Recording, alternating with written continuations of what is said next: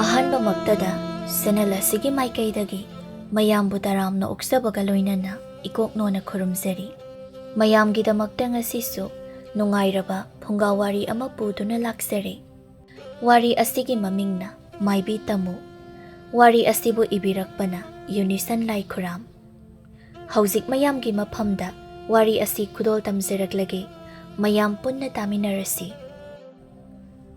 ꯇꯥꯃꯨ ꯂꯥꯏ ꯇꯤꯟ ꯁꯥꯟꯅꯕꯤ ꯅꯨꯄꯤ ꯑꯃꯈꯛꯅꯤ꯫ ꯐꯠꯇꯕ ꯊꯕꯛ ꯈꯣꯏꯗꯧꯋꯥ ꯁꯥꯟꯅꯗꯨꯅ ꯃꯥꯒꯤ ꯄꯨꯟꯁꯤ ꯆꯦꯡꯖꯦꯜ ꯑꯗꯨꯕꯨ ꯁꯥꯡꯊꯅ ꯍꯤꯡꯊꯅꯕ ꯀꯌꯥꯔꯛ ꯍꯣꯠꯅꯔꯝꯈꯤꯕꯅꯤ꯫ ꯃꯥꯅ ꯇꯧꯕ ꯊꯕꯛ ꯑꯗꯨ ꯃꯥꯏ ꯄꯥꯛꯇꯨꯅ ꯃꯍꯥꯛ ꯀꯨꯏꯅ ꯇꯥꯏꯕꯪꯂꯛꯇ ꯇꯤꯟꯗꯨꯅ ꯂꯩꯔꯝꯃꯤ꯫ ꯃꯇꯤꯛ ꯃꯌꯥꯏ ꯀꯟꯕꯤ, ꯂꯥꯏ ꯇꯤꯟꯕꯨ ꯁꯨꯝꯗꯨꯅ ꯐꯥꯕ ꯍꯩꯕꯤ ꯇꯥꯃꯨꯅꯤ꯫ ꯑꯗꯨꯕꯨ ꯇꯥꯃꯨꯕꯨ ꯅꯝꯁꯤꯟꯗꯨꯅ ꯊꯝꯒꯗꯕ ꯃꯤꯑꯣꯏ ꯑꯃ ꯍꯧꯖꯤꯛꯇꯤ ꯇꯥꯏꯕꯪꯗ ꯐꯥꯎꯒꯗꯧꯔꯦ꯫ ꯃꯍꯥꯛꯀꯤ ꯃꯆꯥꯅꯨꯄꯥ ꯈꯣꯃꯩꯒꯤ ꯅꯨꯄꯤ ꯈꯣꯝꯗꯣꯟꯕꯤꯒꯤ ꯄꯤꯕꯨꯛꯅꯨꯡꯗ ꯅꯋꯥ ꯑꯃ ꯌꯥꯎꯈ꯭ꯔꯦ꯫ ꯀꯔꯤꯒꯨꯝꯕ ꯃꯍꯥꯛꯅ ꯇꯥꯏꯕꯪꯗ ꯐꯥꯎꯔꯛꯂꯕꯗꯤ ꯇꯥꯃꯨ ꯑꯁꯤ ꯁꯣꯏꯗꯅ ꯁꯤꯕ ꯇꯥꯔꯦ꯫ ꯋꯥꯐꯝ ꯑꯁꯤ ꯈꯪꯂꯗꯨꯅ ꯇꯥꯃꯨꯅ ꯃꯃꯧ ꯅꯨꯄꯤꯒꯤ ꯄꯤꯕꯨꯛꯅꯨꯡꯗ ꯅꯥꯎꯄꯨꯔꯤꯕ ꯑꯉꯥꯡ ꯑꯗꯨꯕꯨ ꯍꯥꯠꯇꯣꯛꯅꯕ ꯀꯌꯥꯔꯛ ꯍꯣꯠꯅꯈꯤ꯫ ꯑꯗꯨꯕꯨ ꯉꯝꯕ ꯀꯧꯕꯗꯤ ꯂꯩꯔꯝꯗꯦ꯫ ꯇꯥꯃꯨ ꯑꯗꯣ ꯍꯟꯗꯛꯀꯤ ꯃꯇꯥꯡ ꯑꯁꯤꯗꯗꯤ ꯃꯁꯥꯗꯨꯁꯨ ꯌꯥꯝꯅ ꯁꯣꯟꯖꯤꯜꯂꯝꯃꯤ꯫ ꯅꯣꯡꯃ ꯃꯍꯥꯛꯅ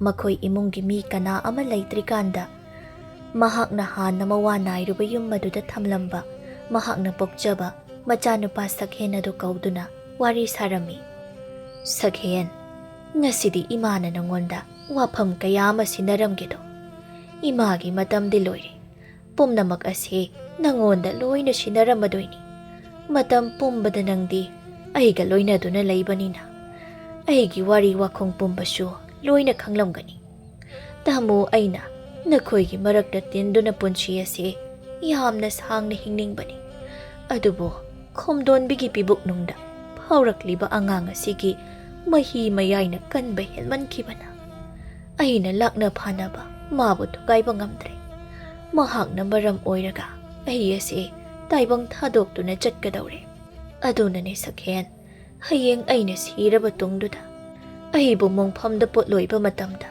ꯄꯣꯠꯂꯣꯏꯕ ꯂꯣꯏꯕꯒꯤ ꯃꯩꯇꯥꯟ ꯑꯗꯣ ꯅꯪꯅ ꯄꯦꯛꯁꯤꯟꯗꯨꯅ ꯆꯐꯨ ꯑꯃꯒꯤ ꯃꯅꯨꯡꯗ ꯍꯥꯞꯆꯤꯜꯂꯨ꯫ ꯑꯗꯨꯒ ꯃꯗꯨꯕꯨ ꯅꯪꯅ ꯆꯦꯛꯁꯤꯟꯅ ꯌꯨꯝ ꯑꯁꯤꯒꯤ ꯃꯅꯨꯡꯗ ꯐꯨꯝꯖꯤꯜꯂꯨꯀꯣ꯫ ꯑꯩꯅ ꯁꯤꯈ꯭ꯔꯕꯁꯨ ꯑꯩꯕꯨ ꯄꯣꯠꯂꯣꯏꯕꯒꯤ ꯂꯩꯔꯤꯛ ꯃꯩꯇꯥꯟ ꯑꯗꯨꯅ ꯂꯩꯔꯤꯕ ꯃꯈꯩꯗꯤ ꯑꯩ ꯁꯤꯔꯣꯏ꯫ ꯊꯋꯥꯏ ꯑꯣꯏꯅ ꯅꯈꯣꯏꯒꯤ ꯂꯛꯇ ꯇꯤꯟꯗꯨꯅ ꯑꯗꯨꯃꯛ ꯂꯩꯈꯤꯅꯤ꯫ ꯋꯥꯐꯝ ꯑꯁꯦ ꯅꯪꯅ ꯀꯅꯥꯗꯁꯨ ꯍꯥꯏꯗꯣꯛꯄ ꯌꯥꯗꯦ꯫ ꯏꯪꯈꯣꯜ ꯁꯔꯨꯛ ꯑꯁꯤꯁꯨ ꯅꯪꯒꯤ ꯑꯣꯏꯒꯗꯕꯅꯤ꯫ ꯃꯆꯥꯅꯨꯄꯥ ꯁꯛꯍꯦꯟꯅ ꯈꯨꯝꯂꯛꯏ, ꯏꯃꯥ ꯁꯤꯕ ꯌꯥꯔꯣꯏ꯫ ꯏꯃꯥꯅ ꯌꯨꯝꯁꯤꯗ ꯂꯩꯅꯤꯡꯗ꯭ꯔꯕꯁꯨ ꯑꯩꯒꯤ ꯌꯨꯝꯗ ꯆꯠꯇꯨꯅ ꯂꯩꯔꯨꯁꯤ꯫ ꯏꯃꯥ ꯀꯩꯁꯨ ꯇꯧꯔꯣꯏ꯫ ꯋꯥꯈꯜ ꯑꯗꯣ ꯐꯠꯇꯕꯔꯣꯝꯗ ꯀꯥ ꯍꯦꯟꯅ ꯈꯟꯖꯤꯟꯒꯅꯨ꯫ ꯇꯥꯃꯨꯅ ꯑꯃꯨꯛ ꯈꯨꯝꯂꯛꯏ, ꯏꯃꯥꯁꯦ ꯀꯨꯏꯅ ꯁꯥꯡꯅ ꯍꯤꯡꯅꯤ ꯍꯥꯏꯕ ꯊꯥꯖꯗ꯭ꯔꯦ꯫ ꯑꯩꯅ ꯍꯤꯡꯂꯤꯉꯩ ꯃꯇꯝꯗ ꯄꯥꯡꯊꯣꯛꯀꯦ ꯍꯥꯏꯅ ꯈꯜꯂꯝꯕ ꯊꯕꯛ ꯀꯌꯥ ꯑꯃꯁꯨ ꯄꯥꯡꯊꯣꯛꯄ ꯉꯝꯗꯅ ꯑꯗꯨꯃꯛ ꯇꯣꯛꯂꯦ꯫ ꯌꯨꯝꯐꯝ ꯑꯁꯦ ꯏꯆꯥꯒꯤ ꯑꯣꯏꯍꯟꯒꯦ ꯍꯥꯏꯅ ꯈꯜꯂꯝꯕꯅꯤ꯫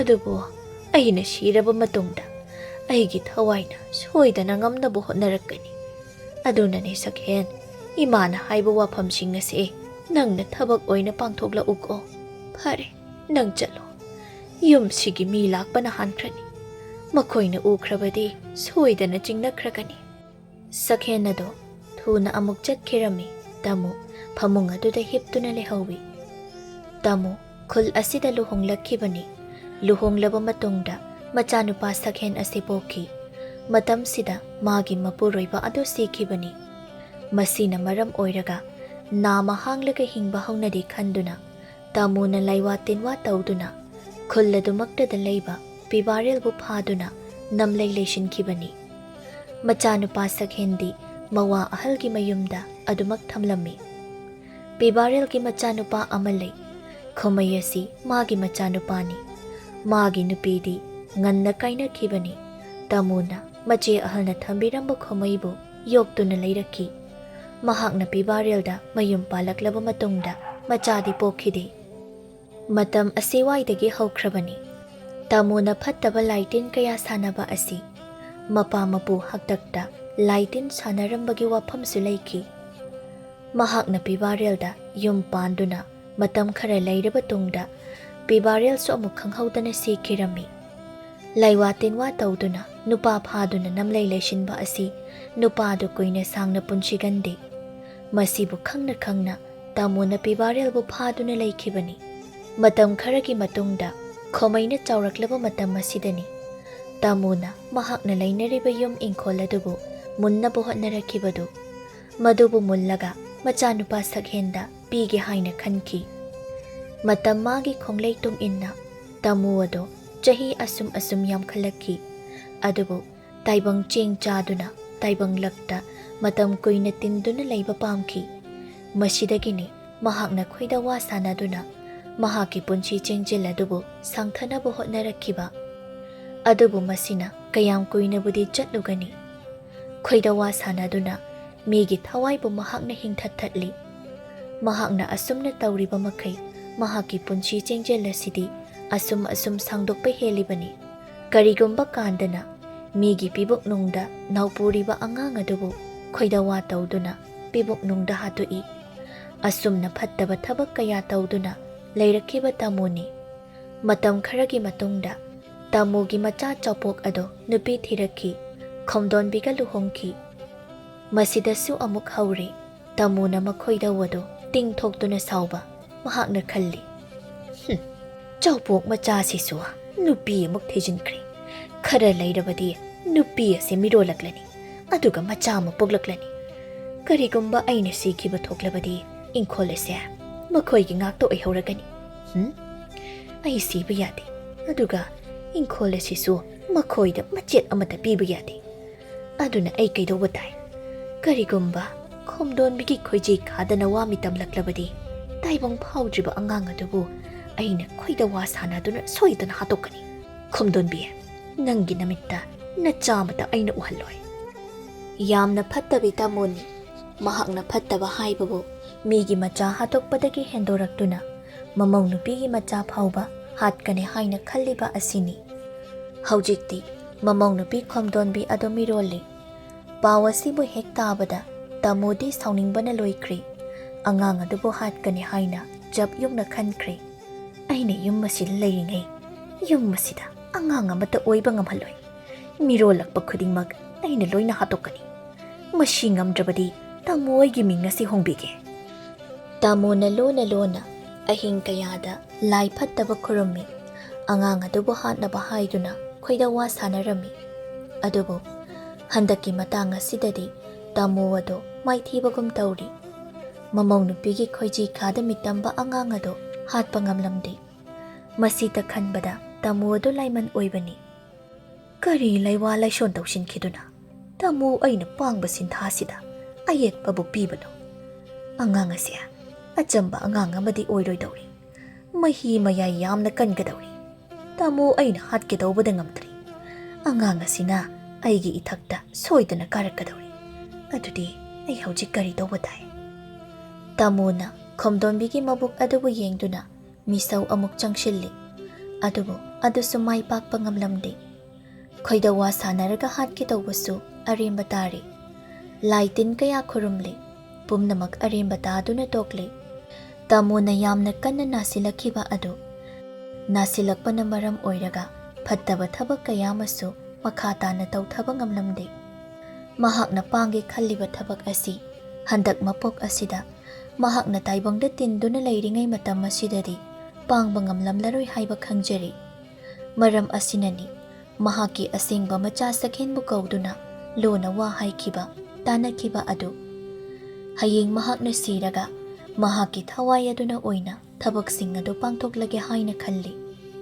Masigi manungda khomdonbigi bibuk nungda yauba angang mahakna hatpa ngamlamdaba adu soidana hatkigani asini mahakna khalliba asi.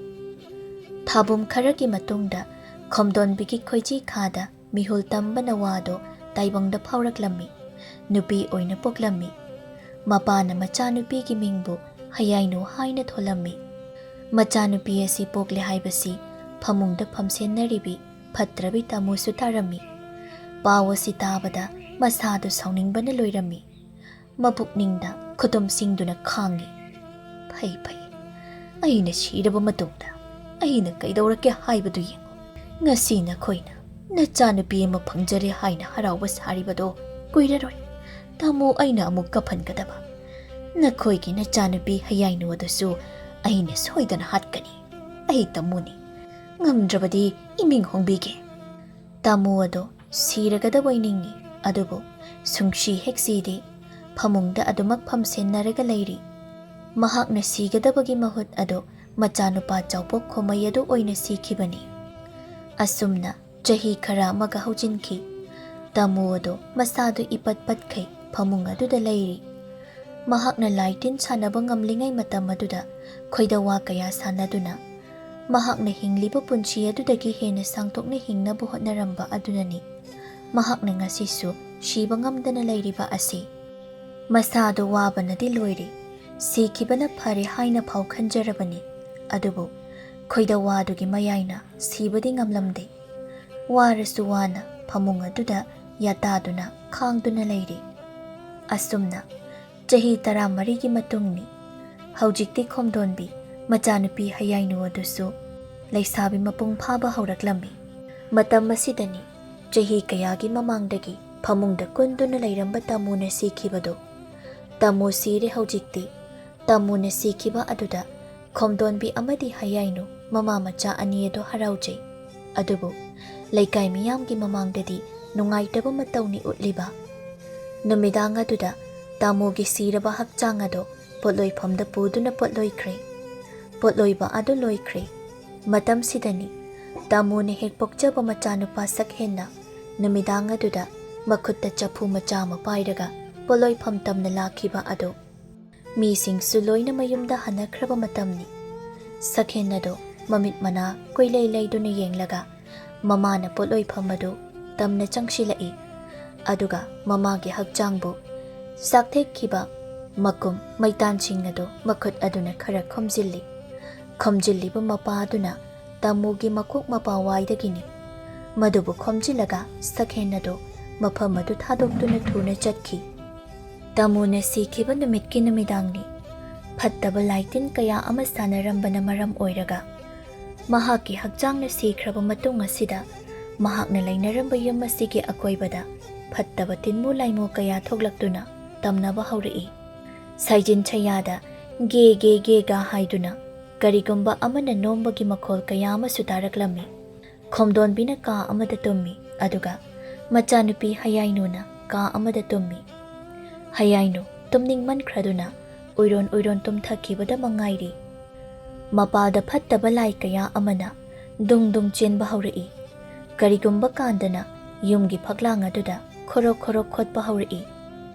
Amukna fattaba laising ado makhol thokna urau tharawi. Asumna asum taurakpa asida hayainu ado tumlambadagi mikap thoklai. Aduga mana ani ado phaklanglomda napsinduna makhol adu tai. Matam adudadi karisu khonjal tarakhidri. Hayainu wakhalna oiramgani haina khandoktuna amuk phamung aduda hiptharakli. Tanja aduda mapaldagi nupi amagi khonjalna kauri. Yum sibu kana leige. Uku yonba lakliye amukta yengbiyu. Mi leirabadi mapal sida thokpirau. Khonjal adu hayainu na tarami. Madubu taraga mahakna khalli. Kanano ne ahinga thengba sida mi ki yum masida leptuna kauriba sibo. Kadaidagi uku na hojikbo. Uku bu kanana yonabagi. Taibangpal sebat nabi nupi rasibo. Mapaldagi nupi ki khonjal aduna aduma kauri. Hayainu satriba malene se adum kauduna lei haibagi wani. Leiroina amukta hairoidrabadi adum kauduna leirani. Hayainu ado wakhalda asi khanduna phamung adudagi kumthari. Phamangda thanba mainam adubu makhut aduna paikhatli. Aduga mamang thong ado hangtoktuna thoklai. Adubu sumang aduda taibang mi kana ama leptuna leibadi uramdi. Mamit aduna akoiba aduda koyeng yengi. Adubu kanasu udri. Mahakna khalli. Aibo haujikta nupi amagi khonjal takhibadubu takhibanida. Aduga kadai chatkre mahakado. Aibo kaugai kauthoklaga amuk lotuna laikhraba satla. Hayainu ado wakhalda karigumba ama khalai. Ngasi se iboksiba numitniko. Potloibagi uku aduni haujiki nupi aduna leigadra haina pankhibado. Ai soiri ꯑꯩꯅ ꯊꯣꯡ ꯍꯥꯡꯗꯣꯛꯇꯨꯅ ꯃꯄꯥꯜꯗ ꯊꯣꯛꯂꯛꯂꯤꯕꯁꯦ ꯌꯥꯝꯅ ꯁꯣꯏꯔꯦ꯫ ꯑꯁꯤ ꯈꯟꯗꯨꯅ ꯑꯃꯨꯛ ꯏꯃꯨꯡꯗ ꯊꯨꯅ ꯆꯪꯗꯨꯅ ꯊꯣꯡ ꯑꯗꯨ ꯊꯨꯅ ꯂꯣꯟꯁꯤꯜꯂꯤ꯫ ꯑꯁꯨꯝꯅ ꯅꯨꯃꯤꯠ ꯈꯔꯅꯤ ꯑꯁꯤꯗꯤ ꯃꯈꯣꯏꯒꯤ ꯌꯨꯝ ꯑꯗꯨ ꯌꯥꯝꯅ ꯇꯝꯅꯔꯝꯃꯤ꯫ ꯃꯈꯣꯏ ꯃꯃꯥ ꯃꯆꯥ ꯅꯨꯄꯤ ꯉꯥꯛꯇꯒ ꯂꯩꯔꯤ꯫ ꯍꯦꯟꯅ ꯑꯀꯤꯕ ꯍꯥꯏꯕꯗꯨ ꯑꯣꯏꯔꯝꯃꯤ꯫ ꯑꯗꯨꯕꯨ ꯃꯌꯨꯝ ꯑꯗꯨ ꯊꯥꯗꯣꯛꯇꯨꯅ ꯆꯦꯟꯕꯗꯤ ꯈꯛ ꯌꯥꯗꯕꯅ ꯃꯔꯝ ꯑꯣꯏꯔꯒ ꯀꯤꯔꯕꯁꯨ ꯀꯤꯅ ꯈꯥꯡꯂꯒꯦ ꯍꯥꯏꯗꯨꯅ ꯈꯥꯡꯗꯨꯅ ꯂꯩꯈ꯭ꯔꯦ꯫ ꯑꯍꯤꯡ ꯈꯨꯗꯤꯡꯒꯤ ꯇꯝꯅꯕ ꯑꯗꯨꯗ ꯍꯌꯥꯏꯅꯨꯅ ꯑꯁꯨꯝꯅ ꯈꯜꯂꯤ꯫ ꯑꯩꯈꯣꯏ ꯏꯕꯣꯛ ꯇꯥꯃꯨꯗꯣ ꯐꯠꯇꯕ ꯂꯥꯏꯇꯤꯟ ꯀꯌꯥ ꯁꯥꯟꯅꯈꯤꯕꯅꯤ꯫ ꯃꯁꯤꯅ ꯃꯔꯝ ꯑꯣꯏꯔꯒ ꯃꯍꯥꯛꯅ ꯁꯤꯈ꯭ꯔꯕ ꯃꯇꯨꯡ ꯑꯁꯤꯗ ꯃꯍꯥꯛꯅ ꯂꯩꯅꯔꯝꯕ ꯌꯨꯝ ꯑꯁꯤꯗ ꯃꯊꯤ ꯐꯣꯡꯗꯨꯅ ꯇꯝꯅꯕ ꯁꯣꯏꯗꯅ ꯑꯣꯏꯒꯅꯤ꯫ ꯀꯔꯤꯒꯨꯝꯕ ꯍꯟꯗꯛꯀ ꯇꯥꯍꯩꯗꯕ ꯈꯣꯟꯖꯦꯜ ꯀꯌꯥ, ꯑꯀꯤꯕ ꯀꯌꯥ ꯇꯥꯔꯛꯂꯕꯗꯤ ꯑꯩ ꯏꯃꯥꯕꯨ ꯁꯣꯏꯗꯅ ꯍꯧꯗꯣꯛꯂꯒꯦ꯫ ꯑꯁꯤ ꯈꯟꯗꯨꯅ ꯅꯨꯃꯤꯗꯥꯡꯒꯤ ꯆꯥꯛ ꯑꯗꯨ ꯆꯥꯕ ꯂꯣꯏꯔꯗꯨꯅ ꯃꯃꯥ ꯃꯆꯥ ꯑꯅꯤꯗꯨ ꯃꯥꯒꯤ ꯃꯥꯒꯤ ꯀꯥꯗ ꯆꯪꯗꯨꯅ ꯇꯨꯝꯅ ꯍꯤꯞꯅꯈꯤꯔꯝꯃꯤ꯫ ꯃꯇꯝꯅ ꯑꯁꯨꯝ ꯆꯠꯄꯅ ꯍꯧꯖꯤꯛꯇꯤ ꯑꯍꯤꯡꯒꯤ ꯑꯆꯤꯛꯄ ꯁꯣꯔꯥ ꯇꯥꯡꯂꯧ ꯑꯍꯤꯡ ꯑꯗꯨ ꯌꯧꯁꯤꯜꯂꯛꯂꯦ꯫ ꯈꯣꯝꯗꯣꯟꯕꯤꯒꯤ ꯌꯨꯝꯒꯤ ꯏꯪꯈꯣꯜ ꯃꯅꯨꯡ ꯑꯗꯨꯗ ꯍꯌꯥꯏꯅꯨꯅ ꯇꯨꯝꯂꯤꯕ ꯐꯛꯂꯥꯡ ꯑꯗꯨꯒꯤ ꯋꯥꯡꯃ ꯑꯣꯏꯔꯞꯅ ꯈꯣꯟꯖꯦꯜ ꯑꯃꯈꯛ ꯇꯥꯕ ꯍꯧꯔꯛꯂꯝꯃꯤ꯫ ꯈꯨꯠꯇ ꯇꯣꯛ ꯑꯃ ꯄꯥꯏꯔꯒ ꯂꯩꯕꯥꯛꯇ ꯇꯧꯕꯒꯤ ꯃꯈꯣꯜꯅꯤ꯫ ꯂꯩꯕꯥꯛ ꯑꯗꯨꯗ ꯆꯣꯛ ꯆꯣꯛ ꯍꯥꯏꯅ ꯌꯥꯜꯂꯤ꯫ ꯑꯗꯨꯒꯨꯝꯕ ꯃꯈꯣꯜ ꯑꯗꯨ ꯏꯁꯤ ꯁꯤꯈꯩ ꯇꯨꯝꯂꯝꯕ ꯍꯌꯥꯏꯅꯨꯒꯤ ꯅꯥꯄꯗ ꯇꯥꯕ ꯍꯧꯔꯛꯏ꯫ ꯍꯌꯥꯏꯅꯨ ꯑꯗꯨ ꯃꯃꯤꯠ ꯈꯪꯁꯤꯡ ꯁꯤꯡꯂꯛꯏ꯫ ꯃꯅꯥ ꯑꯗꯨ ꯐꯛꯂꯥꯡ ꯑꯗꯨꯗ ꯅꯞꯁꯤꯟꯗꯨꯅ ꯃꯈꯣꯜ ꯑꯗꯨ ꯇꯥꯔꯤ꯫ ꯃꯍꯥꯛꯀꯤ ꯐꯛꯂꯥꯡꯒꯤ ꯍꯦꯛ ꯋꯥꯡꯃ ꯑꯗꯨꯗꯅꯤ ꯂꯩꯕꯥꯛ ꯇꯧꯔꯤꯕ ꯑꯗꯨꯅ꯫ ꯃꯗꯨꯕꯨ ꯇꯥꯔꯒ ꯍꯌꯥꯏꯅꯨꯅ ꯃꯕꯨꯛꯅꯤꯡꯗ ꯈꯜꯂꯤ, ꯀꯅꯥꯅꯣ ꯑꯍꯤꯡ ꯅꯣꯡꯌꯥꯏ ꯑꯁꯤꯗ ꯃꯤꯒꯤ ꯌꯦꯅꯈꯥ ꯌꯦꯡꯒꯨꯟ ꯆꯪꯗꯨꯅ ꯂꯩꯕꯥꯛ ꯇꯧꯔꯤꯕ ꯑꯁꯤꯕꯣ? ꯐꯠꯇꯕ ꯂꯥꯏꯕꯨ ꯑꯣꯏꯔꯤꯕ꯭ꯔꯥ ꯅꯠꯇ꯭ꯔꯒ ꯇꯥꯏꯕꯪ ꯃꯤꯕꯨ ꯑꯣꯏꯔꯤꯕ꯭ꯔꯥ? ꯃꯍꯥꯛꯀꯤ ꯑꯁꯤꯕꯨ ꯁꯒꯨꯟ ꯇꯧꯔꯤꯕ ꯍꯥꯏꯗꯨꯔꯥ? ꯑꯗꯨꯁꯨ ꯃꯥꯟꯗꯦ꯫ ꯑꯩꯈꯣꯏꯒꯤ ꯏꯃꯨꯡ ꯑꯁꯤꯗ ꯀꯔꯤ ꯑꯍꯦꯟꯕ ꯄꯣꯠꯁꯛꯄꯨ ꯂꯩꯗꯨꯅ ꯇꯧꯒꯗꯣꯏꯅꯣ? ꯑꯩ ꯏꯃꯥꯕꯨ ꯍꯧꯗꯣꯛꯇꯕ ꯌꯥꯗꯦ꯫ ꯑꯁꯤ ꯈꯟꯗꯨꯅ ꯍꯌꯥꯏꯅꯨ ꯑꯗꯨ ꯐꯃꯨꯡꯗꯒꯤ ꯇꯞꯅ ꯍꯧꯒꯠꯂꯤ꯫ ꯑꯗꯨꯒ ꯃꯃꯥꯒꯤ ꯀꯥ ꯇꯝꯅ ꯂꯥꯛꯇꯨꯅ ꯃꯃꯥꯕꯨ ꯍꯧꯗꯣꯛꯏ꯫ ꯃꯇꯝ ꯑꯁꯤꯗꯁꯨ ꯃꯍꯥꯛꯅ ꯉꯁꯥꯏ ꯇꯥꯈꯤꯕ ꯂꯩꯕꯥꯛ ꯇꯧꯕꯒꯤ ꯃꯈꯣꯜ ꯑꯗꯨ ꯑꯗꯨꯃꯛ ꯇꯥꯔꯤ꯫ ꯍꯌꯥꯏꯅꯨꯅ ꯃꯃꯥꯕꯨ ꯍꯧꯗꯣꯛꯏ, ꯏꯃꯥ, ꯏꯃꯥ, ꯁꯦ ꯑꯃꯨꯛꯇ ꯍꯧꯒꯠꯂꯣ꯫ ꯃꯄꯥꯜꯁꯤꯗ ꯀꯔꯤꯒꯨꯝꯕ ꯑꯃꯒꯤ ꯃꯈꯣꯜ ꯇꯥꯔꯤ꯫ ꯑꯃꯨꯛꯇ ꯊꯣꯛꯂꯒ ꯌꯦꯡꯂꯨꯁꯤ꯫ ꯁꯦ ꯃꯤꯀꯞ ꯊꯣꯛꯂꯣ ꯏꯃꯥ꯫ ꯃꯆꯥꯅ ꯀꯧꯕ ꯑꯗꯨ ꯇꯥꯔꯗꯨꯅ ꯇꯨꯝꯂꯨꯕ ꯈꯣꯝꯗꯣꯟꯕꯤꯁꯨ ꯃꯤꯀꯞ ꯊꯣꯛꯂꯛꯏ꯫ ꯃꯆꯥꯅ ꯍꯥꯏꯔꯤꯕ ꯑꯗꯨꯒꯤ ꯃꯇꯨꯡ ꯏꯟꯅ ꯍꯧꯖꯤꯛꯇꯤ ꯃꯍꯥꯛꯁꯨ ꯇꯥꯔꯤ꯫ ꯃꯄꯥꯜꯗ ꯀꯅꯥꯒꯨꯝꯕ ꯑꯃ ꯂꯩꯕꯥꯛ ꯇꯧꯕꯒꯤ ꯃꯈꯣꯜ ꯑꯗꯨ꯫ ꯈꯣꯝꯗꯣꯟꯕꯤꯅ ꯇꯞꯅ ꯍꯥꯏꯔꯛꯏ, ꯂꯩꯕꯥꯛ ꯇꯧꯕ ꯁꯣꯏꯗꯅ ꯑꯣꯏꯒꯅꯤ ꯃꯁꯤ꯫ ꯀꯅꯥꯕꯨ ꯑꯣꯏꯔꯤꯒꯕ? ꯃꯤꯔ ꯂꯥꯏꯔ?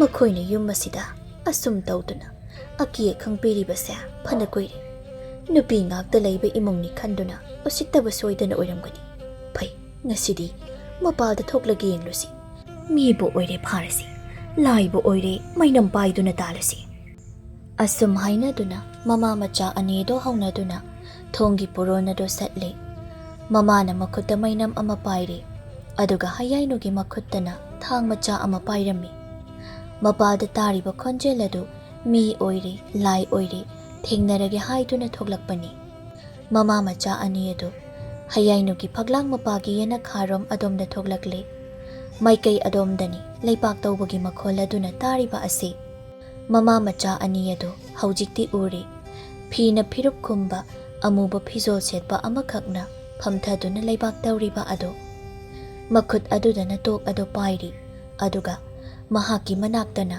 ꯆꯐꯨ ꯑꯃ ꯂꯩꯔꯤ꯫ ꯂꯩꯕꯥꯛ ꯇꯧꯔꯝꯕ ꯅꯨꯄꯥ ꯑꯗꯨ ꯃꯩꯒꯤ ꯃꯉꯥꯜ ꯑꯃ ꯑꯗꯨꯒ ꯃꯤ ꯂꯥꯛꯄꯒꯤ ꯁꯃꯤꯜ ꯈꯖꯤꯛ ꯃꯁꯥꯗ ꯐꯪꯂꯛꯂꯝꯃꯤ꯫ ꯃꯗꯨꯕꯨ ꯐꯪꯂꯕꯗ ꯂꯩꯕꯥꯛ ꯇꯧꯕ ꯑꯗꯨ ꯆꯞ ꯂꯦꯞꯈ꯭ꯔꯦ, ꯇꯨꯃꯤꯟꯅ ꯇꯥꯁꯤꯟꯗꯨꯅ ꯂꯩꯈ꯭ꯔꯦ꯫ ꯍꯌꯥꯏꯅꯨꯅ ꯃꯈꯨꯠꯇ ꯊꯥꯡ ꯁꯣꯔꯤ ꯃꯆꯥ ꯑꯗꯨ ꯄꯥꯏꯔꯒ ꯃꯃꯥꯒꯤ ꯃꯃꯥꯡ ꯊꯥꯗꯨꯅ ꯂꯥꯛꯏ꯫ ꯂꯩꯔꯤꯕ ꯐꯤꯔꯨꯞ ꯈꯨꯝꯕ ミꯁꯛ ꯑꯗꯨꯒꯤ ꯃꯅꯥꯛꯇ ꯍꯦꯛꯇ ꯆꯪꯁꯤꯟꯕꯗꯤ ꯉꯝꯂꯝꯗꯦ꯫ ꯀꯅꯥꯅ ꯈꯪꯅꯤ ꯀꯔꯤ ꯇꯧꯔꯛꯀꯅꯤ ꯍꯥꯏꯕ? ꯍꯌꯥꯏꯅꯨꯅ ꯃꯤꯁꯛ ꯑꯗꯨꯕꯨ ꯌꯦꯡꯗꯨꯅ ꯈꯔ ꯂꯥꯎꯔꯞꯅ ꯍꯥꯏꯔꯛꯏ, ꯍꯦ, ꯀꯅꯥꯅꯣ? ꯃꯤꯒꯤ ꯌꯦꯅꯈꯥꯁꯤꯗ ꯂꯩꯕꯥꯛ ꯇꯧꯔꯤꯕ ꯅꯪꯕꯣ? ꯀꯔꯤ ꯇꯧꯕꯒꯤꯅꯣ? ꯑꯍꯤꯡ ꯑꯁꯤꯗ ꯇꯨꯃꯤꯟꯅ ꯂꯩꯕꯥꯛ ꯇꯧꯔꯤꯕꯗꯣ ꯍꯥꯏꯌꯨ, ꯅꯪ ꯀꯅꯥꯅꯣ? ꯅꯨꯄꯥꯔ ꯅꯨꯄꯤꯔ ꯈꯪꯗꯕ ꯃꯤꯁꯛ ꯑꯗꯣ ꯇꯨꯃꯤꯟꯅ ꯂꯩ, ꯀꯔꯤꯁꯨ ꯈꯨꯝꯗꯦ꯫ ꯈꯣꯝꯗꯣꯟꯕꯤꯅ ꯑꯃꯨꯛ ꯍꯥꯏꯔꯛꯏ, ꯅꯪ ꯇꯥꯏꯕꯪ ꯃꯤꯅꯦ ꯍꯥꯏꯕ ꯑꯩꯈꯣꯏꯅ ꯆꯞ ꯆꯥꯅ ꯈꯪꯏ꯫ ꯀꯔꯤꯒꯤꯅꯣ ꯅꯪꯅ ꯃꯤꯒꯤ ꯌꯦꯅꯈꯥ ꯌꯦꯡꯒꯨꯟ ꯇꯧꯔꯤꯕ? ꯀꯔꯤ ꯐꯨꯝꯅꯕ ꯍꯣꯠꯅꯔꯤꯕꯅꯣ? ꯁꯦꯡꯅ ꯍꯥꯏꯌꯨ, ꯅꯠꯇ꯭ꯔꯕꯗꯤ ꯂꯩꯀꯥꯏ ꯇꯥꯅꯕ ꯂꯥꯎꯒꯅꯤ. ꯅꯈꯣꯏꯅ ꯌꯨꯝ ꯑꯁꯤꯗ ꯅꯨꯄꯤ ꯉꯥꯛꯇ ꯏꯃꯥ ꯏꯆꯥꯈꯛ ꯂꯩꯕ ꯑꯁꯤꯗ ꯃꯇꯨ ꯁꯣꯜꯂꯤ ꯍꯥꯏꯅ ꯎꯁꯤꯠꯇꯕ ꯅꯠꯇ꯭ꯔꯥ? ꯅꯃꯤꯡ ꯅꯊꯥ ꯊꯨꯅ ꯍꯥꯏꯔꯛꯎ. ꯐꯤꯔꯨꯞ ꯈꯨꯝꯕ ꯅꯨꯄꯥꯗꯨ ꯈꯣꯝꯗꯣꯟꯕꯤꯅ ꯃꯩ ꯊꯥꯟꯖꯤꯜꯂꯛꯄ ꯑꯗꯨꯗ ꯃꯃꯥꯏ ꯑꯗꯨ ꯂꯨꯞꯊꯈꯤ.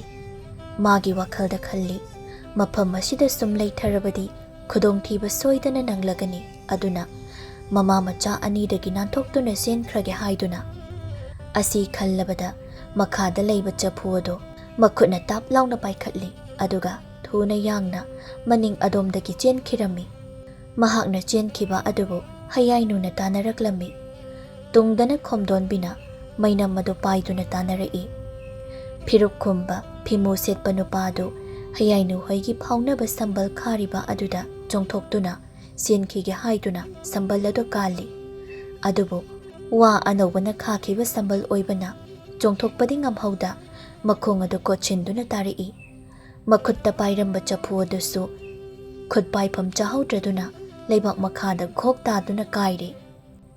ꯅꯨꯄꯥꯗꯨꯅ ꯁꯝꯕꯜꯗ ꯂꯧꯁꯤꯟꯗꯨꯅ ꯇꯥꯔꯤꯕ ꯑꯗꯨꯕꯨ ꯍꯌꯥꯏꯅꯨꯅ ꯎꯔꯗꯨꯅ ꯆꯪꯁꯤꯜꯂꯤ. ꯑꯗꯨꯒ ꯍꯥꯏꯔꯛꯏ, ꯆꯦꯟꯈꯤꯕ ꯌꯥꯔꯣꯏ ꯅꯍꯥꯛ. ꯍꯦ ꯍꯨꯔꯥꯟꯕ, ꯅꯪ ꯀꯅꯥꯅꯣ ꯍꯥꯏꯌꯨ. ꯍꯧꯖꯤꯛ ꯅꯪꯒꯤ ꯆꯦꯟꯐꯝ ꯂꯩꯇ꯭ꯔꯕꯅꯤ. ꯑꯩꯈꯣꯏꯒꯤ ꯌꯨꯝ ꯑꯁꯤꯗ ꯀꯩꯗꯧꯕ ꯂꯥꯛꯄꯅꯣ? ꯑꯍꯤꯡ ꯑꯁꯤꯗ ꯀꯔꯤꯒꯤ ꯂꯩꯕꯥꯛ ꯇꯧꯕꯅꯣ? ꯁꯦꯡꯅ ꯈꯨꯝꯃꯨ. ꯑꯃꯨꯛꯁꯨ ꯍꯌꯥꯏꯅꯨ ꯑꯗꯨ ꯃꯤꯁꯛ ꯑꯗꯨꯒꯤ ꯃꯁꯥꯗ ꯊꯥꯡ ꯇꯦꯟ ꯌꯦꯞꯂꯝꯂꯕꯗꯤ ꯈꯟꯗꯨꯅ ꯍꯦꯛꯇ ꯃꯅꯥꯛ ꯅꯛꯅ ꯆꯪꯁꯤꯟꯕꯗꯤ ꯉꯝꯂꯝꯗꯦ. ꯑꯃꯨꯕ ꯐꯤꯔꯨꯞ ꯈꯨꯝꯕ ꯅꯨꯄꯥ ꯑꯗꯨ ꯁꯝꯕꯜ ꯑꯗꯨꯕꯨ ꯅꯝꯈꯥꯏꯗꯨꯅ ꯆꯦꯟꯈ꯭ꯔꯒꯦ ꯍꯥꯏꯅ ꯈꯜꯂꯝꯃꯤ. ꯍꯌꯥꯏꯅꯨꯅ ꯃꯤꯁꯛ ꯑꯗꯨꯕꯨ ꯃꯨꯟꯅ ꯌꯦꯡꯕ ꯃꯇꯝꯗ ꯅꯨꯄꯥꯅꯤ ꯍꯥꯏꯕꯗꯤ ꯈꯪꯕ ꯉꯝꯂꯦ. ꯑꯗꯨꯕꯨ ꯅꯨꯄꯥ ꯑꯗꯨ ꯃꯈꯣꯏꯅ ꯑꯗꯨꯛ ꯌꯥꯝꯅ ꯀꯧ ꯉꯥꯡꯂꯤꯕ ꯍꯥꯏꯔꯤꯕꯁꯤꯡ ꯑꯗꯨꯒꯤ ꯄꯥꯎꯈꯨꯝ ꯑꯃꯠꯇ ꯄꯤꯔꯝꯗꯦ. ꯂꯣꯟꯊꯣꯛꯇꯕ ꯑꯃꯒꯨꯝ ꯇꯨꯃꯤꯟꯅ ꯂꯩ. ꯁꯣꯔ ꯊꯕꯦꯠ ꯊꯕꯦꯠ ꯍꯣꯟꯕꯒꯤ ꯃꯈꯣꯜ ꯑꯗꯨꯇꯅꯤ ꯇꯥꯔꯤꯕ. ꯅꯨꯄꯥ ꯑꯗꯨ ꯐꯨꯛ ꯍꯧꯒꯠꯇꯨꯅ ꯁꯝꯕꯜ ꯑꯗꯨ ꯃꯈꯣꯡꯅ ꯑꯃꯨꯛꯁꯨ ꯀꯥꯟꯊꯣꯛꯈꯤꯒꯦ ꯍꯥꯏꯅ ꯇꯧꯏ. ꯍꯌꯥꯏꯅꯨꯅ ꯆꯣꯡꯁꯤꯟꯗꯨꯅ ꯅꯨꯄꯥꯗꯨꯒꯤ ꯃꯁꯥꯗ ꯌꯥꯜꯂꯤ. ꯅꯨꯄꯥꯗꯨꯒꯤ ꯄꯥꯡꯒꯜꯅ ꯀꯟꯈꯤꯕ ꯍꯦꯟꯕꯅ ꯁꯝꯕꯜ ꯑꯗꯨ ꯆꯣꯡꯊꯣꯛꯈꯤꯒꯗꯧꯔꯤ. ꯍꯌꯥꯏꯅꯨꯅ ꯃꯥꯒꯤ ꯃꯈꯨꯠꯇ ꯄꯥꯏꯕ ꯊꯥꯡ ꯑꯗꯨꯅ ꯅꯨꯄꯥꯗꯨꯒꯤ ꯃꯁꯥꯗ ꯈꯔ ꯌꯥꯟꯁꯤꯜꯂꯤ. ꯅꯨꯄꯥꯗꯨꯒꯤ ꯅꯤꯡꯒꯣꯡ ꯃꯄꯥꯗꯨꯗꯅꯤ ꯊꯥꯡ ꯑꯗꯨꯅ ꯂꯩꯏ ꯑꯣꯏꯅ ꯆꯤꯡꯈꯤꯕ ꯑꯗꯨ. ꯍꯧꯖꯤꯛꯇꯤ ꯅꯨꯄꯥꯗꯨ ꯁꯝꯕꯜ ꯋꯥꯡꯃ ꯑꯗꯨ ꯂꯥꯟꯊꯣꯛꯈꯤꯔꯝꯃꯤ. ꯌꯦꯅꯈꯥ ꯑꯗꯨꯗ ꯐꯥꯎꯗꯨꯅ ꯊꯪꯅꯕꯒꯤ ꯁꯝꯕꯜ ꯑꯗꯨ ꯆꯣꯡ ꯆꯣꯡꯗꯨꯅ ꯆꯦꯟꯈꯤꯔꯝꯃꯤ. ꯈꯣꯝꯗꯣꯟꯕꯤꯁꯨ ꯃꯆꯥꯒꯤ ꯅꯥꯛꯇ ꯂꯦꯞꯂꯤ. ꯍꯨꯔꯥꯟꯕ ꯅꯨꯄꯥꯗꯨꯅ ꯃꯈꯣꯏꯒꯤ ꯃꯈꯨꯠꯇꯒꯤ ꯅꯥꯟꯊꯣꯛꯇꯨꯅ ꯆꯦꯟꯈꯤꯕꯗꯨꯗ ꯃꯊꯃꯣꯏ ꯑꯗꯨ ꯁꯥꯎꯅꯤꯡꯂꯝꯃꯤ. ꯍꯌꯥꯏꯅꯨꯅ ꯃꯃꯥꯕꯨ ꯌꯦꯡꯗꯨꯅ ꯍꯥꯏꯔꯛꯏ, ꯏꯃꯥ, ꯑꯩ ꯌꯥꯝꯅ ꯄꯦꯟꯗꯦꯗ. ꯀꯅꯥ ꯂꯩꯇꯦ ꯍꯥꯏꯗꯨꯅ ꯏꯃꯥ ꯏꯆꯥꯕꯨ ꯃꯈꯣꯏꯅ ꯑꯁꯨꯝꯅ ꯇꯨꯍꯠꯄꯤꯕꯁꯦ ꯅꯆꯥꯒꯤ ꯊꯃꯣꯏꯅ ꯌꯥꯝꯅ ꯄꯦꯟꯖꯗꯦ. ꯁꯦ ꯍꯧꯒꯠꯂꯣ. ꯑꯗꯨꯕꯨ ꯉꯁꯤꯒꯤ ꯊꯧꯗꯣꯛ ꯑꯁꯦ ꯑꯩꯗꯤ ꯌꯥꯝꯅ ꯆꯤꯡꯅꯩ. ꯅꯨꯄꯥꯗꯣ ꯑꯩꯈꯣꯏꯕꯨ ꯃꯨꯟꯅ ꯃꯁꯛ ꯈꯪꯕ ꯃꯤꯁꯛ ꯑꯣꯏꯔꯝꯒꯅꯤ. ꯑꯗꯨꯒ ꯈꯨꯜ ꯂꯩꯀꯥꯏ ꯑꯁꯤꯒꯤ ꯃꯆꯥꯁꯨ ꯁꯣꯏꯗꯅ ꯑꯣꯏꯔꯝꯒꯅꯤ. ꯐꯩ, ꯃꯍꯥꯛ ꯉꯁꯤꯒꯤꯗꯤ ꯃꯆꯦꯡ ꯂꯩꯗꯨꯅ ꯃꯊ꯭ꯋꯥꯏ ꯑꯗꯣ ꯅꯥꯟꯊꯣꯛꯇꯨꯅ ꯍꯤꯡꯈ꯭ꯔꯦꯗꯅ. ꯃꯊꯪꯗꯗꯤ ꯃꯍꯥꯛꯀꯤ ꯅꯨꯃꯤꯠ ꯆꯨꯔꯕꯅꯤ. ꯏꯃꯥ, ꯄꯥꯏꯔꯤꯕ ꯊꯥꯡ ꯑꯁꯤꯅ ꯃꯍꯥꯛꯀꯤ ꯅꯤꯡꯒꯣꯡ ꯃꯄꯥꯗꯨꯗꯗꯤ ꯂꯩꯏ ꯑꯣꯏꯅ ꯑꯃꯗꯤ ꯆꯤꯡꯈ꯭ꯔꯦ. ꯐꯅ ꯀꯟꯅꯗꯤ ꯑꯩꯁꯨ ꯅꯥꯟꯊꯣꯛꯈꯤꯗꯅꯕ ꯍꯥꯏꯗꯨꯅ ꯌꯥꯟꯕꯅꯤ. ꯑꯗꯨꯕꯨ ꯉꯝꯍꯧꯗ꯭ꯔꯦ. ꯍꯌꯥꯏꯅꯨꯅ ꯑꯃꯨꯛ ꯂꯩꯕꯥꯛ ꯃꯈꯥꯗ ꯀꯥꯏꯗꯨꯅ ꯇꯥꯔꯤꯕ ꯆꯐꯨ ꯃꯆꯦꯠ ꯃꯆꯦꯠꯁꯤꯡ ꯑꯗꯨ ꯎꯔꯝꯃꯤ. ꯏꯃꯥ, ꯃꯩꯅꯝ ꯑꯗꯣ ꯑꯁꯤꯗ ꯑꯃꯨꯛꯇ ꯊꯥꯡꯖꯤꯜꯂꯣ. ꯍꯨꯔꯥꯟꯕ ꯑꯗꯨꯅ ꯐꯨꯝꯖꯤꯟꯒꯦ ꯍꯥꯏꯗꯨꯅ ꯇꯧꯔꯝꯕ ꯆꯐꯨ ꯑꯗꯨꯅꯤ. ꯀꯔꯤ ꯀꯔꯤ ꯌꯥꯎꯒꯦ ꯍꯥꯏꯕꯗꯣ ꯌꯦꯡꯁꯤ. ꯈꯣꯝꯗꯣꯟꯕꯤꯅ ꯃꯩ ꯑꯗꯨ ꯊꯥꯟꯖꯤꯜꯂꯤ. ꯑꯗꯨꯒ ꯃꯃꯥ ꯃꯆꯥ ꯑꯅꯤ ꯑꯗꯨ ꯄꯥꯛꯊꯗꯨꯅ ꯌꯦꯡꯉꯤ. ꯆꯐꯨ ꯃꯅꯨꯡ ꯑꯗꯨꯗ ꯌꯥꯎꯔꯝꯕ ꯃꯩꯇꯥꯟ ꯑꯗꯨꯈꯛꯅꯤ ꯂꯩꯃꯥꯏ ꯑꯗꯨꯗ ꯆꯥꯏꯊꯣꯛꯇꯨꯅ ꯂꯩꯔꯤꯕꯗꯨ. ꯍꯌꯥꯏꯅꯨꯅ ꯃꯗꯨꯕꯨ ꯌꯦꯡꯗꯨꯅ ꯍꯥꯏꯔꯛꯏ, ꯁꯍꯤ ꯃꯩꯇꯥꯟꯅꯤ. ꯃꯩꯇꯥꯟ ꯑꯁꯦ ꯑꯆꯝꯕ ꯑꯣꯏꯔꯝꯂꯣꯏ ꯏꯃꯥ. ꯃꯩꯇꯥꯟ ꯑꯁꯦ ꯄꯣꯠꯂꯣꯏꯈꯤꯕꯒꯤ ꯑꯔꯦꯝꯕ ꯃꯩꯇꯥꯟ ꯁꯣꯏꯗꯅ ꯑꯣꯏꯔꯝꯒꯅꯤ. ꯑꯗꯨꯅꯅꯤ ꯍꯧꯖꯤꯛꯀꯤ ꯅꯨꯄꯥꯗꯨꯅ ꯌꯥꯝꯅ ꯃꯔꯨ ꯑꯣꯏꯅ ꯍꯥꯞꯇꯨꯅ ꯐꯨꯝꯅꯕ ꯊꯧꯔꯥꯡꯂꯝꯕꯁꯦ. ꯑꯩ ꯌꯥꯝꯅ ꯄꯦꯟꯗꯦ ꯍꯥꯏꯔꯤꯕꯁꯤꯅꯤ. ꯍꯣꯏ, ꯐꯔꯦꯁꯦ. ꯑꯣꯏꯅꯤꯡꯕ ꯑꯃ ꯑꯣꯏꯖꯔꯁꯅꯨ. ꯏꯃꯨꯡꯗ ꯆꯪꯂꯁꯤ ꯂꯥꯛꯑꯣ. ꯑꯁꯤ ꯍꯥꯏꯗꯨꯅ ꯃꯃꯥ ꯃꯆꯥ ꯑꯅꯤ ꯑꯗꯨ ꯏꯃꯨꯡꯗ ꯆꯪꯈ꯭ꯔꯦ. ꯁꯣꯝꯗꯅ ꯁꯛꯍꯦꯟ ꯑꯗꯨ ꯃꯤꯒꯤ ꯌꯦꯅꯈꯥꯗꯣ ꯐꯥꯎꯗꯨꯅ ꯂꯥꯛꯄꯅ ꯀꯣꯟꯅ ꯊꯪꯗ ꯃꯌꯨꯝ ꯑꯗꯨ ꯌꯧꯔꯦ. ꯏꯃꯨꯡꯗ ꯆꯪꯗꯨꯅ ꯃꯥꯒꯤ ꯀꯥꯗ ꯂꯩꯔꯦ. ꯃꯀꯣꯛꯇ ꯀꯨꯞꯁꯤꯜꯂꯝꯕ ꯑꯃꯨꯕ ꯑꯄꯥꯕ ꯐꯤ ꯑꯗꯨ ꯐꯤꯔꯨꯞ ꯍꯥꯏꯗꯣꯛꯏ. ꯑꯗꯨꯒ ꯁꯣꯔꯗꯨ ꯁꯥꯡꯅ ꯍꯣꯟꯗꯣꯛꯏ. ꯑꯗꯨꯒ ꯃꯆꯤꯜ ꯑꯗꯨꯗ ꯁꯣꯜꯂꯤ. ꯍꯩꯁ, ꯁꯤꯔꯝꯅꯤꯗ. ꯊꯋꯥꯏ ꯑꯁꯤ ꯃꯥꯡꯂꯝꯒꯅꯤꯗ. ꯆꯐꯨ ꯐꯨꯝꯕ꯭ꯔꯥ ꯍꯥꯏꯕꯕꯨ ꯆꯐꯨꯁꯨ ꯀꯥꯏꯍꯧꯔꯦ. ꯀꯔꯝ ꯇꯧꯒꯗꯣꯏꯅꯣ ꯁꯤꯅ? ꯑꯅꯤꯔꯛ ꯍꯟꯕ ꯌꯥꯕ ꯊꯕꯛꯁꯨ ꯅꯠꯇꯦ꯫ ꯃꯐꯤ ꯃꯔꯣꯜ ꯑꯗꯨ ꯍꯣꯡꯗꯣꯛꯏ꯫ ꯅꯤꯡꯒꯣꯡ ꯃꯄꯥꯗꯨꯗ ꯊꯥꯡꯅ ꯆꯤꯡꯂꯛꯈꯤꯕ ꯃꯌꯤ ꯑꯃ ꯀꯥꯞ ꯑꯃꯨꯛ ꯁꯥꯡꯅ ꯂꯩꯔꯤ꯫ ꯏꯁꯨ ꯊꯣꯛꯂꯤ꯫ ꯃꯗꯨꯒꯤ ꯍꯌꯥꯏꯅꯨ ꯍꯥꯏꯕꯤ ꯅꯨꯄꯤꯗꯣ ꯄꯨꯔꯥ ꯍꯤꯡꯆꯥꯕꯤꯅꯤꯀꯣ꯫ ꯃꯤꯉꯣꯟꯗꯕꯨ ꯊꯥꯡꯅ ꯌꯥꯜꯂꯦ ꯍꯥꯏ ꯋꯥꯅꯤ꯫ ꯏ ꯑꯁꯤ ꯊꯣꯛꯂꯤꯁꯦ꯫ ꯁꯝꯕꯜꯗ ꯈꯦꯠꯈꯤꯕꯒꯤ ꯐꯩꯕꯥꯛꯇꯁꯨ ꯍꯨꯕꯥꯠꯂꯦ꯫ ꯏ ꯊꯣꯛꯄꯁꯨ ꯌꯥꯎꯔꯤ꯫ ꯃꯗꯨꯁꯤꯡ ꯑꯗꯨ ꯐꯤ ꯑꯃꯣꯟꯕ ꯑꯃ ꯇꯧꯔꯒ ꯅꯞꯊꯣꯛꯏ꯫ ꯑꯗꯨꯒ ꯑꯃꯨꯛ ꯃꯕꯨꯛꯅꯤꯡ ꯑꯗꯨꯗ ꯈꯜꯂꯤ꯫ ꯍꯣꯏ ꯏꯃꯥ ꯇꯥꯃꯣ, ꯅꯪꯅ ꯑꯩꯉꯣꯟꯗ ꯇꯧ ꯍꯥꯏꯅ ꯍꯥꯏꯔꯝꯈꯤꯕꯁꯤꯡ ꯑꯗꯣ ꯂꯣꯏꯅ ꯑꯔꯦꯝꯕꯗ ꯃꯥꯡꯂꯤ꯫ ꯑꯩꯅ ꯋꯥꯅ ꯄꯣꯠꯂꯣꯏꯐꯝꯗꯒꯤ ꯄꯦꯛꯂꯒ ꯐꯨꯝꯒꯦ ꯍꯥꯏꯗꯨꯅ ꯂꯧꯔꯨꯕ ꯃꯩꯇꯥꯟ ꯑꯗꯣ ꯐꯨꯝꯕ ꯅꯪꯗꯅ ꯂꯩꯃꯥꯏꯗ ꯇꯥꯗꯨꯅ ꯃꯥꯡꯂꯤ꯫ ꯏꯃꯥꯒꯤ ꯊꯋꯥꯏꯅ ꯁꯤꯔꯕ ꯃꯇꯨꯡꯗ ꯑꯃꯨꯛ ꯍꯜꯂꯛꯀꯅꯤ ꯍꯥꯏꯕꯗꯣ ꯍꯜꯂꯛꯄ ꯉꯝꯃꯔꯣꯏ꯫ ꯑꯅꯤꯔꯛ ꯍꯟꯅ ꯇꯧꯕ ꯌꯥꯕ ꯊꯕꯛꯁꯨ ꯅꯠꯇꯦ꯫ ꯇꯧꯔꯕꯁꯨ ꯃꯥꯏ ꯄꯥꯛꯂꯔꯣꯏ꯫ ꯅꯆꯥ ꯑꯩꯕꯨ ꯋꯥꯔꯧꯕꯤꯒꯅꯨꯀꯣ ꯏꯃꯥ꯫ ꯑꯁꯨꯝꯅ ꯊꯥꯕꯨꯝ ꯑꯃꯒꯤ ꯃꯇꯨꯡꯅꯤ꯫ ꯅꯨꯃꯤꯠꯁꯤꯗꯅꯤ ꯈꯣꯝꯗꯣꯟꯕꯤꯒꯤ ꯌꯨꯝꯗ ꯃꯅꯦꯝ ꯇꯥꯃꯨꯅ ꯂꯩꯈꯤꯗꯕꯒꯤ ꯊꯧꯔꯝ ꯑꯃ ꯄꯥꯡꯊꯣꯛꯂꯤ꯫ ꯆꯥꯎꯅ ꯄꯥꯡꯊꯣꯛꯄ ꯅꯠꯇꯦ꯫ ꯂꯥꯏꯒꯤ ꯇꯧꯗꯕ ꯌꯥꯗꯕ ꯊꯕꯛ ꯈꯔ ꯇꯧꯔꯒ ꯆꯥꯛꯂꯦꯟ ꯃꯆꯥ ꯑꯃꯒ ꯁꯤꯜꯂꯤ꯫ ꯃꯁꯤꯗ ꯇꯥꯃꯨꯒꯤ ꯃꯆꯥꯅꯨꯄꯥ ꯂꯩꯀꯥꯏ ꯑꯗꯨꯗ ꯂꯩꯕ ꯁꯛꯍꯦꯟꯕꯨꯁꯨ ꯀꯧꯗꯨꯅ ꯌꯥꯎꯍꯜꯂꯝꯃꯤ꯫ ꯁꯛꯍꯦꯟ ꯑꯗꯨ ꯌꯥꯝꯅꯗꯤ ꯌꯥꯎꯖꯅꯤꯡꯗꯕꯅꯤ꯫ ꯇꯁꯦꯡꯅ ꯃꯍꯥꯛꯇꯤ ꯃꯈꯣꯏꯒꯤ ꯌꯨꯝ ꯑꯁꯤꯗ ꯑꯃꯨꯛ ꯍꯟꯅ ꯆꯪꯅꯤꯡꯗ꯭ꯔꯕꯅꯤ꯫ ꯑꯗꯨꯕꯨ ꯈꯣꯝꯗꯣꯟꯕꯤꯅ ꯃꯤꯔꯣꯜ ꯂꯩꯇꯦ ꯍꯥꯏꯗꯨꯅ ꯀꯟꯅ ꯍꯥꯏꯖꯕꯗꯒꯤ ꯊꯧꯔꯝ ꯑꯁꯤ ꯌꯥꯎꯕꯅꯤ꯫ ꯁꯛꯍꯦꯟ ꯈꯨꯗꯩ ꯑꯉꯧꯕ ꯑꯃ ꯁꯦꯠꯂꯤ꯫ ꯃꯣꯖꯥ ꯐꯨꯔꯤꯠ ꯑꯃ ꯂꯤꯠꯂꯤ꯫ ꯑꯁꯤꯇꯅꯤ꯫ ꯃꯍꯥꯛꯀꯤ ꯇꯨꯡ ꯊꯪꯕ ꯃꯣꯖꯥ ꯐꯨꯔꯤꯠꯀꯤ ꯁꯔꯨꯛ ꯑꯗꯨꯗ ꯀꯔꯤꯒꯨꯝꯕ ꯑꯃꯅ ꯆꯨꯈꯤꯕꯒꯤ ꯃꯆꯨ ꯆꯕꯥꯛ ꯑꯃ ꯇꯩꯔꯒ ꯂꯩ꯫ ꯃꯗꯨ ꯃꯍꯥꯛꯇꯤ ꯃꯨꯟꯅ ꯌꯦꯡꯍꯧꯗ꯭ꯔꯦ꯫ ꯍꯥꯊꯨ ꯍꯥꯊꯨ ꯇꯧꯕꯗ ꯊꯣꯛꯂꯤ ꯆꯤꯜꯂꯛꯄꯅꯤ꯫ ꯃꯅꯪꯒꯟꯗ ꯆꯨꯗꯨꯅ ꯂꯩꯔꯤꯕ ꯑꯗꯨ ꯍꯌꯥꯏꯅꯨꯅ ꯎꯔꯝꯃꯤ꯫ ꯃꯤꯅ ꯎꯈ꯭ꯔꯒ ꯐꯖꯗꯦ ꯈꯟꯗꯨꯅ ꯏꯃꯨꯡꯗꯒꯤ ꯃꯥꯒꯤ ꯃꯄꯥꯅ ꯑꯃꯨꯛ ꯑꯅꯤꯔꯛ ꯂꯤꯠꯅꯔꯝꯕ ꯃꯣꯖꯥ ꯐꯨꯔꯤꯠ ꯑꯉꯧꯕ ꯑꯃ ꯄꯨꯊꯣꯔꯛꯇꯨꯅ ꯁꯛꯍꯦꯟꯕꯨ ꯀꯧꯏ꯫ ꯅꯪꯒꯤ ꯐꯨꯔꯤꯠꯀꯤ ꯃꯅꯤꯡ ꯑꯗꯣ ꯂꯣꯏꯅ ꯆꯨꯔꯦ꯫ ꯂꯤꯠꯂꯛꯄꯗ ꯑꯃꯠꯇ ꯌꯦꯡꯂꯛꯇ꯭ꯔꯕ꯭ꯔꯣ? ꯃꯤꯅ ꯎꯕꯗ ꯍꯩꯅꯔꯔꯣꯏ꯫ ꯁꯤ ꯑꯣꯏꯅ ꯂꯤꯠꯂꯣ, ꯑꯗꯨ ꯂꯧꯊꯣꯛꯑꯣ꯫ ꯃꯆꯤ ꯑꯃꯗ ꯍꯌꯥꯏꯅꯨꯅ ꯁꯛꯍꯦꯟꯕꯨ ꯆꯤꯡꯁꯤꯜꯂꯤ꯫ ꯃꯈꯥ ꯇꯥꯔꯛꯏ꯫ ꯅꯪꯅ ꯂꯤꯠꯂꯤꯕ ꯐꯨꯔꯤꯠ ꯑꯗꯣ ꯂꯧꯊꯣꯛꯑꯣ꯫ ꯑꯁꯤ ꯍꯥꯏꯔꯒ ꯃꯥꯅ ꯄꯨꯊꯣꯔꯛꯄ ꯐꯨꯔꯤꯠ ꯑꯗꯣ ꯁꯛꯍꯦꯟꯗ ꯄꯤ꯫ ꯇꯥꯟꯖꯥ ꯑꯗꯨꯗ ꯈꯣꯝꯗꯣꯟꯕꯤꯁꯨ ꯆꯪꯂꯛꯏ꯫ ꯑꯗꯨꯒ ꯃꯈꯣꯏ ꯑꯅꯤꯕꯨ ꯌꯦꯡꯗꯨꯅ ꯍꯥꯏꯔꯛꯏ꯫ ꯍꯩ, ꯅꯈꯣꯏ ꯑꯅꯤꯁꯨ ꯂꯩ ꯀꯠꯂꯤꯕꯁꯤ ꯌꯥꯎꯍꯧꯔꯔꯣ꯫ ꯉꯥꯏꯗꯨꯅ ꯂꯩꯔꯕꯅꯤ꯫ ꯇꯨ ꯏꯃꯥ, ꯃꯥꯒꯤ ꯐꯨꯔꯤꯠ ꯑꯁꯦ ꯃꯆꯨ ꯂꯣꯏꯅ ꯆꯨꯔꯦ꯫ ꯑꯗꯨꯒꯤ ꯑꯃ ꯁꯤꯟꯗꯣꯛꯑꯣꯅ ꯄꯤꯔꯝꯃꯤꯕ꯫ ꯍꯣꯏꯅꯦꯍꯦ, ꯆꯨꯔꯦꯅꯦꯍꯦ꯫ ꯍꯣꯡꯇꯣꯛꯑꯣ꯫ ꯇꯁꯦꯡꯅ ꯁꯛꯍꯦꯟ ꯑꯗꯣ ꯋꯥꯈꯜ ꯑꯣꯏꯍꯧꯔꯨꯗ꯭ꯔꯦ꯫ ꯍꯌꯥꯏꯅꯨꯅ ꯄꯤꯔꯛꯄ ꯐꯨꯔꯤꯠ ꯑꯗꯨꯕꯨ ꯂꯧꯔꯒ ꯃꯥꯅ ꯍꯥꯟꯅ ꯂꯤꯠꯄ ꯐꯨꯔꯤꯠ ꯑꯗꯣ ꯇꯨꯡ ꯑꯣꯟꯗꯨꯅ ꯂꯧꯊꯣꯛꯏ꯫ ꯑꯗꯨꯝꯅ ꯇꯧꯕ ꯑꯗꯨꯗ ꯎꯔꯦ ꯁꯛꯍꯦꯟꯒꯤ ꯃꯅꯪꯒꯟꯗ ꯊꯥꯡꯅ ꯆꯤꯡꯈꯤꯕ ꯃꯌꯤ ꯑꯃ ꯈꯨꯠꯀꯥꯞꯃꯨꯛ ꯁꯥꯡꯅ ꯇꯥꯗꯨꯅ ꯂꯩꯔꯤꯕꯗꯣ꯫ ꯍꯌꯥꯏꯅꯨ ꯃꯁꯥꯗꯣ ꯁ꯭ꯋꯥꯏ ꯂꯥꯎꯈꯤ꯫ ꯃꯃꯤꯠ ꯑꯗꯨꯅ ꯁꯛꯍꯦꯟꯗ ꯃꯨꯟꯅ ꯌꯦꯡꯉꯤ꯫ ꯈꯣꯝꯗꯣꯟꯕꯤꯁꯨ ꯈꯪꯂꯤ ꯁꯛꯍꯦꯟꯕꯨ ꯌꯦꯡꯂꯤ꯫ ꯁꯛꯍꯦꯟꯅ ꯃꯃꯥꯏ ꯂꯩꯊꯣꯔꯛꯄꯗ ꯃꯈꯣꯏ ꯑꯅꯤꯅ ꯃꯉꯣꯟꯗ ꯃꯨꯟꯅ ꯌꯦꯡꯗꯨꯅ ꯂꯩꯔꯝꯕ ꯑꯗꯨ ꯎꯔꯦ꯫ ꯁꯛꯍꯦꯟ ꯑꯗꯨ ꯈꯧꯇꯛ ꯆꯥꯏ꯫ ꯍꯌꯥꯏꯅꯨꯅ ꯍꯪꯂꯛꯏ꯫ ꯅꯤꯡꯒꯣꯡꯗ ꯇꯥꯔꯤꯕ ꯊꯥꯡꯅ ꯌꯥꯟꯈꯤꯕꯒꯤ ꯃꯃꯤ ꯑꯁꯦ ꯅꯣꯡꯃ ꯑꯩꯅ ꯌꯥꯟꯈꯤꯕꯗꯨ ꯅꯠꯇ꯭ꯔꯥ? ꯅꯪꯅ ꯁꯝꯕꯜ ꯀꯥꯟꯊꯣꯛꯈꯤꯅꯕ ꯍꯣꯠꯅꯕꯗ ꯑꯩꯅ ꯌꯥꯟꯈꯤꯕꯗꯣ꯫ ꯑꯁꯨꯝꯅ ꯍꯥꯏꯔꯛꯄꯗꯨꯗ ꯁꯛꯍꯦꯟꯗꯤ ꯃꯤꯍꯨꯜ ꯑꯗꯨ ꯁꯨꯗ꯭ꯔꯦ꯫ ꯄꯥꯈꯠꯄꯅ ꯂꯣꯏꯈ꯭ꯔꯦ꯫ ꯈꯣꯝꯗꯣꯟꯕꯤꯅ ꯑꯃꯨꯛ ꯍꯥꯏꯔꯛꯏ꯫ ꯁꯛꯍꯦꯟ, ꯅꯪꯃꯛꯅ ꯅꯨꯃꯤꯠꯇꯨꯒꯤ ꯐꯤꯔꯨꯞ ꯈꯨꯝꯕ ꯐꯤꯃꯨ ꯁꯦꯠꯄ ꯃꯤꯁꯛ ꯑꯗꯨ ꯅꯪ ꯑꯣꯏꯔꯦꯀꯣ?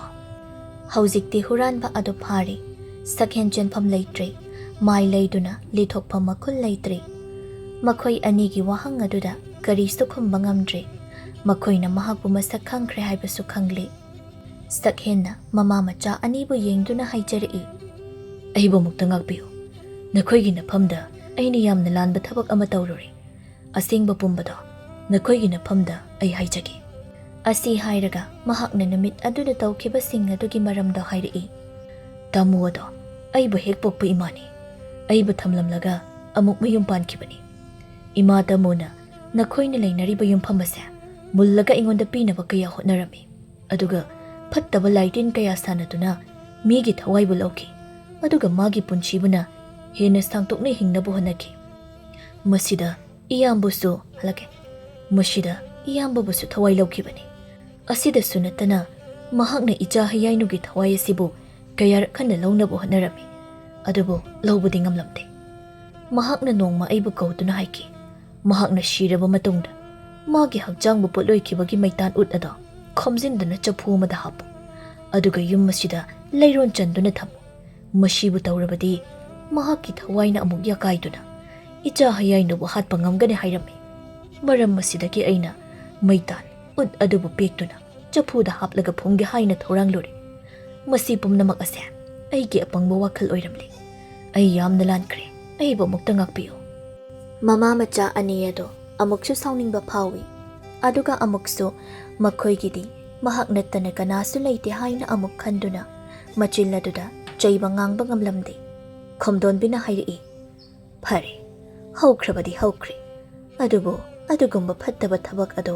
ꯃꯇꯨꯡꯗ ꯈꯛ ꯇꯧꯔꯅꯨ꯫ ꯑꯩꯈꯣꯏꯒꯤꯗꯤ ꯅꯍꯥꯛ ꯈꯛꯇꯅꯤ ꯂꯩꯔꯤꯕꯁꯤ, ꯅꯪꯅ ꯏꯆꯥ ꯍꯌꯥꯏꯅꯨ ꯑꯁꯤꯕꯨ ꯌꯦꯡꯁꯤꯟꯗꯨꯅ ꯂꯩꯌꯨꯀꯣ꯫ ꯁꯛꯍꯦꯟ ꯑꯗꯣ ꯃꯍꯥꯛꯅ ꯐꯒꯅꯤ ꯍꯥꯏꯅ ꯈꯜꯂꯨꯕ ꯊꯕꯛ ꯑꯗꯨꯅ ꯐꯠꯇꯕ ꯑꯣꯏꯔꯝꯂꯦ꯫ ꯐꯠꯇꯕ ಮಿಸꯛꯅꯤ ꯍꯥꯏꯗꯨꯅ ꯈꯜꯂꯨꯕ ꯃꯈꯣꯏꯕꯨꯅ ꯑꯐꯕ ꯑꯣꯏꯔꯒ ꯂꯩꯔꯝꯂꯦ꯫ ꯃꯍꯥꯛꯅ ꯈꯜꯂꯨꯕꯁꯤꯡ ꯑꯗꯣ ꯂꯣꯏꯅ ꯇꯥꯏꯌꯣꯟꯅꯔꯝꯃꯤ꯫ ꯃꯃꯩꯅꯤ ꯈꯟꯗꯨꯅ ꯊꯥꯡꯂꯨꯕ ꯈꯣꯡꯊꯥꯡ ꯑꯗꯣ ꯑꯔꯦꯝꯕ ꯇꯧꯔꯥ ꯑꯣꯏꯗꯨꯅ ꯂꯩꯔꯝꯂꯦ꯫ ꯑꯔꯦꯝꯕ ꯇꯧꯔꯥꯅꯤ ꯈꯜꯂꯨꯕ ꯑꯗꯨꯅ ꯃꯒꯨꯟ ꯂꯩꯕ ꯄꯨꯟꯁꯤꯒꯤ ꯃꯇꯨꯡ ꯇꯥꯔꯛꯄ ꯃꯃꯩ ꯑꯣꯏꯗꯨꯅ ꯂꯩꯔꯝꯂꯦ꯫ ꯃꯕꯨꯛꯅꯤꯡ ꯑꯗꯨꯗ ꯃꯊꯟꯇ ꯈꯟꯖꯩ, ꯏꯃꯩ ꯅꯠꯇꯦ ꯇꯧꯔꯥꯅꯤ, ꯇꯧꯔꯥ ꯅꯠꯇꯦ ꯏꯃꯩꯅꯤ, ꯑꯩꯅ ꯈꯜꯂꯨꯕ ꯄꯨꯝꯕꯁꯦ ꯂꯣꯏꯅ ꯂꯥꯟꯗꯨꯅ ꯂꯩꯔꯝꯂꯦ꯫ ꯑꯁꯨꯝꯅ ꯅꯨꯃꯤꯠ ꯑꯁꯤꯗ ꯋꯥꯈꯜ ꯇꯥꯃꯤꯟꯅꯔꯦ꯫ ꯅꯨꯃꯤꯠ ꯑꯗꯨꯒꯤ ꯐꯤꯔꯨꯞ ꯈꯨꯝꯕ ꯅꯨꯄꯥꯗꯨꯁꯨ ꯃꯁꯛ ꯈꯪꯂꯦ꯫ ꯅꯨꯡꯉꯥꯏꯇꯕ ꯂꯩꯔꯝꯕꯁꯤꯡ ꯑꯗꯣ ꯂꯣꯏꯅ ꯊꯥꯗꯣꯛꯇꯨꯅ ꯏꯒꯤ ꯃꯔꯤꯒꯤ ꯑꯄꯨꯟꯕ ꯏꯆꯦꯜ ꯑꯃꯗ ꯆꯦꯟꯗꯨꯅ ꯃꯇꯨꯡ ꯇꯥꯔꯛꯄ ꯄꯨꯟꯁꯤꯗ ꯏꯪꯅ ꯆꯤꯛꯅ